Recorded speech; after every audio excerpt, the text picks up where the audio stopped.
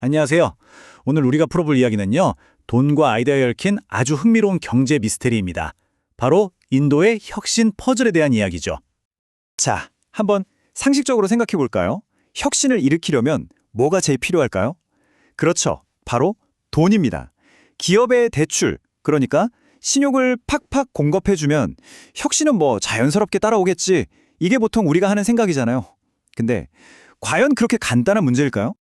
일단 왜 그런 생각이 지배적이었는지 그 배경부터 한번 살펴볼게요. 오랫동안 정책 만드는 사람들이나 경제학자들이 굳게 믿어왔던 게 있거든요.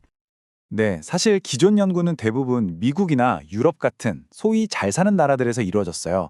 그리고 거기서 나온 결론은 아주 그냥 명확했습니다. 기업이 돈 빌리기 쉽게 해주면 혁신이 막 일어난다. 이 둘 사이에 아주 끈끈한 연결고리가 있다는 걸 보여줬죠. 이게 거의 뭐 경제학의 정절 같은 거였어요. 자, 그런데 말이죠. 이 간단해 보이는 공식이 신흥시장이라는 완전히 다른 환경에서도 똑같이 통할까요? 바로 이 질문에 대한 아주 거대한 현실 실험이 인도에서 펼쳐집니다. 때는 2006년 인도 정부가 아주 중요한 법 하나를 통과시킵니다. 중소기업 기준을 확 바꿔버린 건데요. 핵심은 이거예요. 특정 규모의 기업들이 하루아침에 정부 지원 대출을 받을 수 있는 우선 대상이 된 거죠. 저희는 이 기업들을 새롭게 혜택을 받게 된 기업이라고 부를게요. 일단 정책의 첫 단추는 아주 성공적으로 꿰어졌습니다. 이 기업들의 대출액이요. 무려 22%나 급증했어요. 정부가 의도한 대로 돈이 시장에 쫙 풀리기 시작한 거죠. 그런데 바로 이 지점에서 이야기가 완전히 예상치 못한 방향으로 흘러갑니다. 돈은 분명히 흘러 들어갔는데 모두가 기대했던 그 혁신이 일어나지 않은 거예요. 자, 바로 여기가 오늘 우리가 풀어야 할 미스터리의 시작점입니다. 자, 지금 보시는 이 화면이 그 미스터리를 아주 명확하게 보여주죠. 왼쪽을 보면 돈 빌리기는 22%나 쉬워졌어요. 그쵸? 그런데 오른쪽을 한번 보세요. 제품 혁신은? 그냥 제자리 걸음입니다. 변화가 없어요. 그러니까 기업들이 돈을 더 빌렸다고 해서 더 새롭고 기발한 제품을 만들어내지는 않았다는 거죠.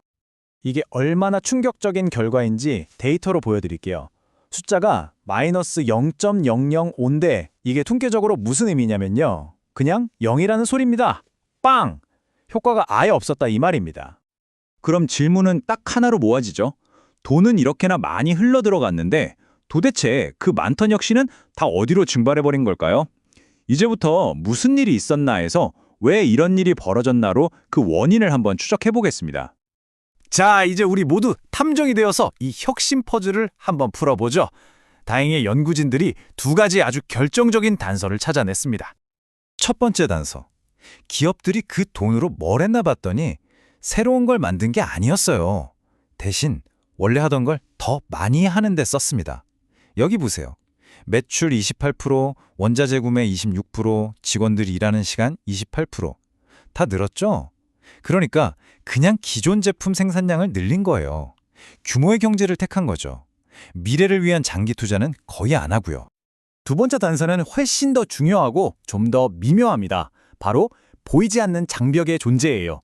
기업들이 돈 말고 다른 문제에 발목이 꽉 잡혀 있었다는 거죠. 이 비유가 정말 기가 막히는데요. 차가 이미 진흙탕에 푹 빠져 있는데 거기에 최고급 휘발유를 아무리 부어준들 차가 앞으로 나갈 수 있겠어요? 딱 그 상황이었던 겁니다.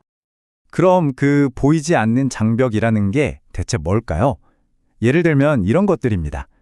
전기가 막 수시로 끊기고 물건 실어 나를 도로는 엉망이고 노동 규제는 너무 빡빡하고 심지어 우리 동네 시장은 경쟁자도 없어서 그냥 안주하게 되는 이런 환경적인 문제들이죠.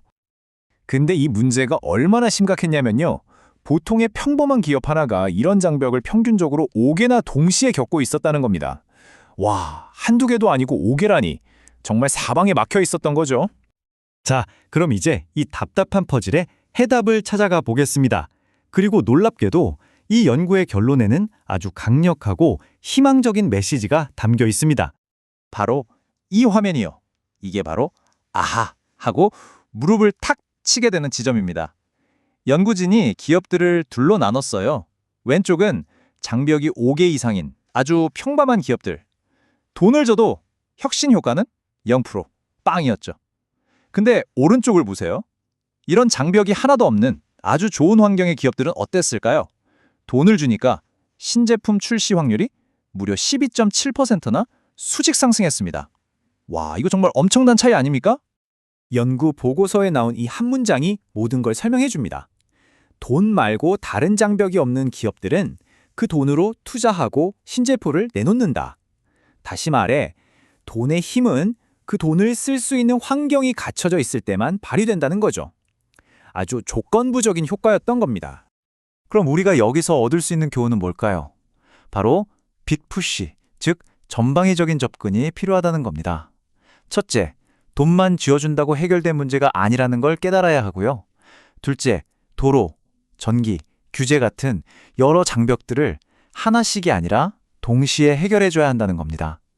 그래야만 비로소 돈이라는 연료가 혁신이라는 엔진을 힘차게 돌릴 수 있는 그런 멋진 환경이 만들어지는 거죠. 오늘 이야기 이걸로 마무리하면서 여러분께 이런 질문을 한번 던져보고 싶네요. 어쩌면 다음 세상을 바꿀 엄청난 혁신을 위해서 우리가 지금 당장 해야 할 일은 유망한 스타트업에 수십억을 투자하는 게 아니라 그냥 낡은 도로를 하나 고치는 일일지도 모릅니다. 여러분 생각은 어떠신가요?